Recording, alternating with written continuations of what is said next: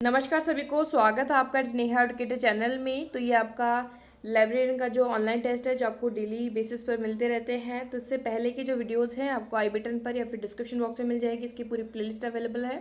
इसका पीडीएफ आपको Telegram channel पर मिल जाएगा। आज का जो आपका टेस्ट है इस पर आपका जो भी स्कोर रहे वो आप ज़रूर शेयर कर सकते हैं। कमेंट बॉक्स में किसी भी क्वेश्चन में क्वेरी हो तो बता सकते हैं। सबसे पहला प्रश्न है, निम्नलिखित में से कौन सा एक द्वितीयक स्रोत नहीं है।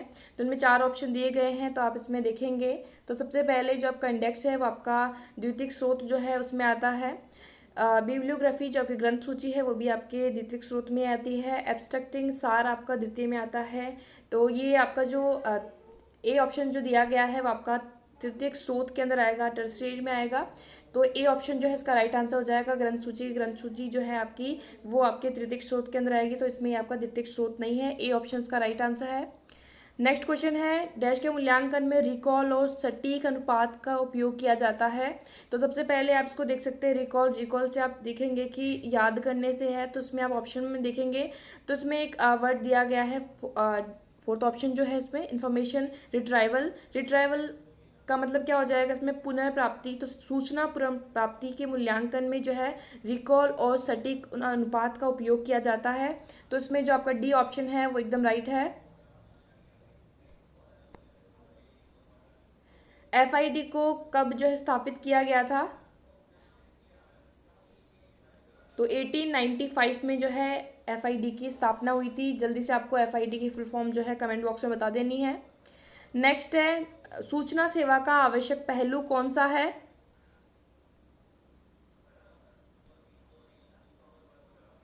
तो सूचना सेवा का जो आवश्यक पहलू है वो पहला ये है, कम्युनिकेशन ऑफ इंफॉर्मेशन। सूचना का संचार ही इसका आवश्यक पहलू होता है। तो ए ऑप्शन जो है इसका राइट आंसर है।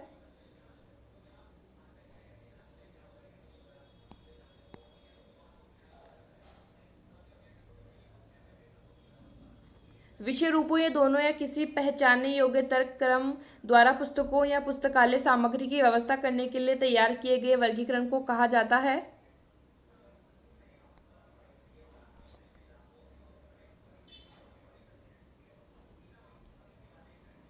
तो इस तरह के जो वर्गीकरण होता है उसको क्या कहेंगे आप, बुक क्लासिफिकेशन। सी ऑप्शन जो है इसका राइट आंसर है। पुस्तक वर्गीकरण। ई प्रिंट्स क्या है।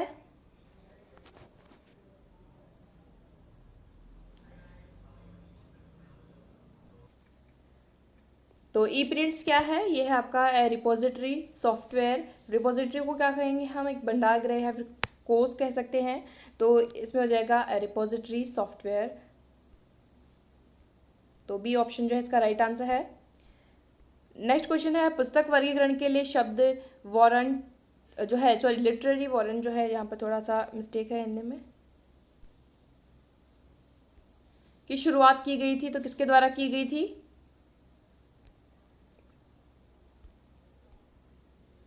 तो साहित्यिक जो वारंट है इसकी शुरुआत की गई किसके द्वारा की गई थी। तो विंडम ह्यूम या फिर ह्यूमे, जो भी नाम होगा इनका। तो यहाँ पर आप स्पेलिंग जो है देख सकते हैं जिस तरीके से लिखा गया है। तो डी ऑप्शन जो है इसका राइट आंसर है। तो ये साहित्यिक warrant.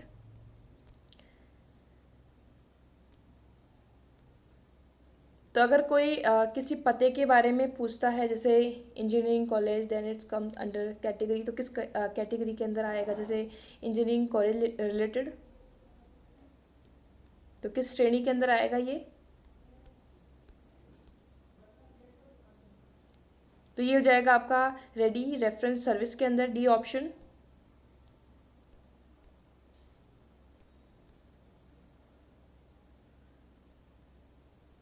General financial and accounts rule 2005 के अनुसार प्रति वर्ष जारी किए गए प्रति वर्ष कितने वॉल्यूम के नुकसान को उचित माना जाता है।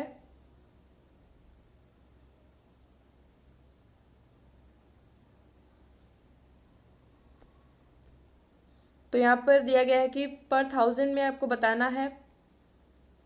तो यहाँ पर आपका जाएगा 5000। तो बी ऑप्शन में जो आपका राइट आंसर है।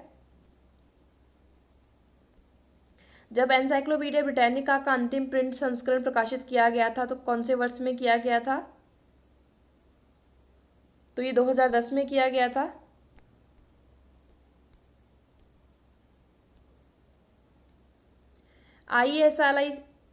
ISRIC का प्रधान कार्यालय स्थित है? इसका कार्यालय कोलकाता में स्थित है। पंचांग किस प्रकार के सूचना स्रोत है? तो ये है आपके रेडी रेफरेंस का। रिसोर्स शेयरिंग एक हिस्सा है? तो ऑप्शन यहां पर दिए गए हैं।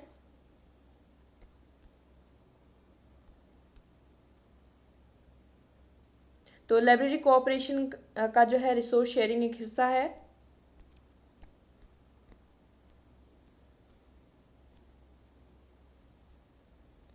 पुस्तकालय विज्ञान का कौन सा कानून, जैसा कि डॉक्टर एस.आर. रंगनाथन द्वारा इन्हीं शब्दों में शामिल किया गया कि बच्चे, अंधे और अपंग, कारीगर, नवसाक्षरता, किसानों, कारखाने के श्रमिकों और सार्वजनिक पुस्तकालय सेवा के माहौल के तहत कई और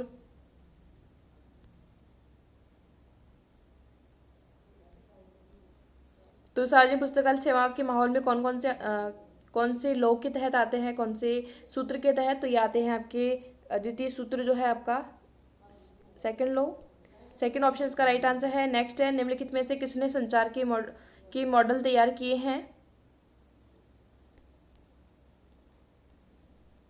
तो सैनन एंड वीवर ने जो है आपके संचार के सूत्र जो है तैयार किए हैं यहाँ पर। तो डी ऑप्शन इसका राइट आंसर है। नेक्स्ट क्वेश्चन है आपको METS मैथ्स की फुल फॉर्म यहाँ पर बतानी है। तो मैथ्स की फुल फॉर्म यहाँ पर क्या होती है, MET की फुल फॉर्म, METS की? तो इसमें हो जाएगी Meta data encoding and transmission standard. A option का राइट आंसर है। नेक्स्ट क्वेश्चन है, तो एसेशन रजिस्टर जो होता है इसकी जो स्टैंडर्ड साइज है वो क्या होती है?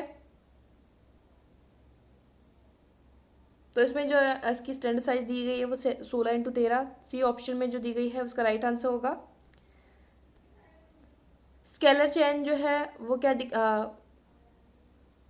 स्केलर चेन जो होती है वो क्या शो करती है? तो यहाँ पर ऑप्शन दिए गए हैं, दो ऑप्शन और यहाँ पर है, लेकिन आंसर जो आपका दिया गया है आपके फर्स्ट दो में ही है। तो ये जो आपकी स्केलर चेन होती है वो आपकी शो करती है authority structure. A option.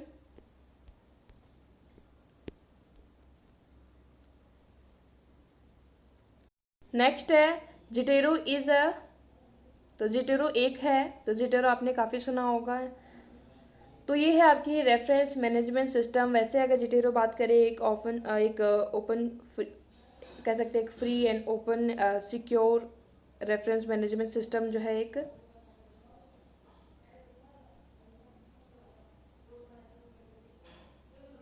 Next है, निम्नलिखित में से कौन सा एक अंतर्राष्ट्रीय नेटवर्क है? तो इनमें से बात करें तो इंस्पेक्ट जो है एक अंतर्राष्ट्रीय नेटवर्क होगा। B option. नेक्स्ट क्वेश्चन है, ई जनरल्स की बैक वॉल्यूम तक पहुंच के रूप में जाना जाता है? आगे का ऑप्शन यहाँ पर है। तो परपेचुअल एक्सेस जो होती है उसको जाना जाता है। C option. नेक्स्ट है, निम्नलिखित में से कौन सा भाषा शब्दकोशों के शब्द उच्चार का इनमें से हिस्सा नहीं है? तो इनमें से आप बिल्कुल भी कंफ्यूज ना हो ग्लॉस वर्ड से। एक आपका ग्लॉसरी होता है, वो होता है उसका आपका अर्थ होता है शब्दकोश, जो कि आपका से संबंधित होता है, लेकिन ग्लॉस है इसका अर्थ है चमक दमक, जो कि इसका हिस्सा नहीं है। तो बी ऑप्शन का राइट आंसर होगा ग्लॉस। नेक्स्ट है, ऐसा रंगनाथन के अनुसार हौसले के लक्ष्य संदर्भ सेवा को कहा जाता है? इनिशिएशन उसको कहा जाता है दीक्षा। C option. सूचना पुनः प्राप्ति का शब्द का उपयोग पहली बार प्रलेखन के स्थान पर किया गया था? तो इन्फॉर्मेशन रिट्राइवल शब्द का पहली बार उपयोग किया गया था इसके स्थान पर। तो ऑप्शन यहाँ पर दिए गए हैं। तो कैल्विन मोर्स द्वारा किया गया था, तो इसमें डी ऑप्शन जो है इसका राइट आंसर है। किस मोड से प्रबंधन विज्ञान और अनुसंधान पद्धति का गठन जो है किया जाता है?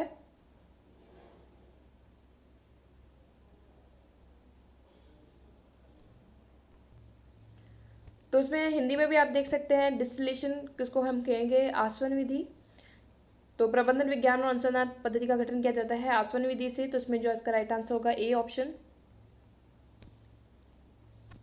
तो आज के इस टेस्ट में आपको 25 क्वेश्चन मिले थे। इसमें आपको जो भी स्कोर आया है वो आप जरूर शेयर कर सकते हैं। कोई भी क्वेश्चन में क्वेरी हो तो भी आप बता सकते हैं। इसका पीडीएफ को टेलीग्राम पर मिल जाएगा। बाकी की जो पहले के जो टेस्ट आ चुके हैं वीडियोस आपको देखने को मिलेंगी आई बटन पर क्लिक करने पर या फिर प्लेलिस्ट से आप जा सकते हैं। So thank you for watching. ऐसे ही डेली वीडियोज़ के लिए चैनल को सब्सक्राइब कर लीजिएगा। अगर वीडियो अच्छी लगे तो लाइक एंड शेयर कर दीजिएगा।